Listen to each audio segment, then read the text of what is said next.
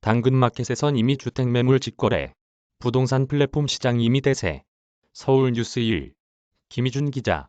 고가의 부동산 중개 수수료 논란이 끊이지 않고 있는 가운데 소비자들이 이미 플랫폼 부동산 직거래를 통해 수수료 부담을 능동적으로 덜어내고 있다는 주장이 제기됐다.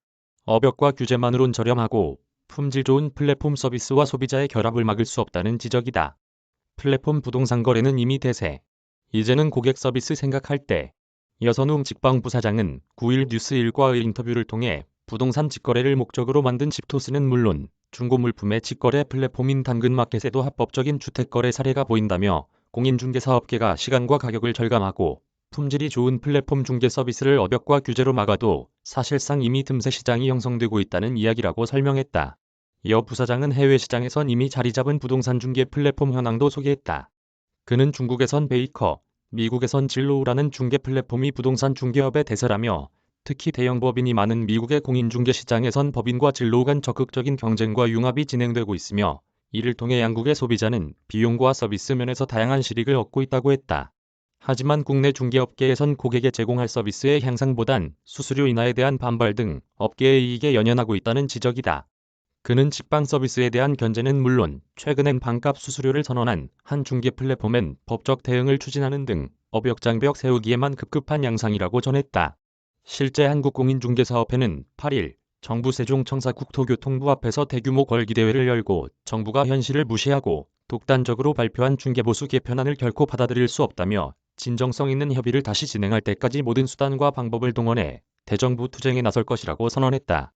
또 정부의 잘못된 정책으로 폭등한 부동산 가격의 책임을 결국 왜 공인중개사에게 전가하는 셈이라며 공인중개사 자격증 반납, 무기한 동맹유업, 현 정권 퇴진운동을 진행할 것이라고 밝혔다. 중개사협회 가입 의무화 법안은 플랫폼 이탈 방지용. 여선웅 부사장은 직방은 3차원, 가상현실인 메타버스를 활용해 온라인 플랫폼으로 현실보다 더 현실적인 매물 현황을 제공하고 이를 공인중개사와 함께 사업을 추진하는 구조라며 하지만 최근 공인중개사협회가 국회를 움직여 모든 공인중개사의 협회 가입 의무화 법안을 상정해 중소중개사와의 협업 가능성도 차단하려 한다고 토로했다. 협회 가입 의무화 법안은 개업 중개사는 반드시 협회에 가입해야 한다는 내용을 담고 있다. 이 경우 협회가 플랫폼 협업을 금지하고 위반 시 탈퇴를 요건으로 내건다면 개업 중개사는 플랫폼과의 상생 자체가 불가능하다. 여 부사장은 시장 경제에서 낮은 서비스를 비싼 값으로 치르려는 소비자는 아무도 없다며 노영욱 국토부 장관의 발언처럼 중개 플랫폼 시장은 소비자에게 긍정적이고 인위적으로 막을 수 없는 흐름이기 때문에 이제는 경쟁이 제한된 시장의 수수료 문제를 따질 것이 아니라 플랫폼과 상생해 경쟁력 확보를 논의할 때라고 언급했다. 한편 그는 최근 논란인 시장 지배적 빅테크 문제에 대해서도 입을 열었다.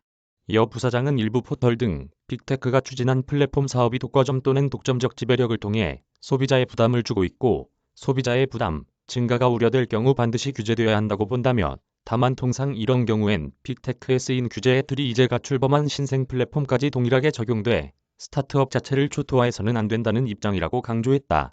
이메일 주소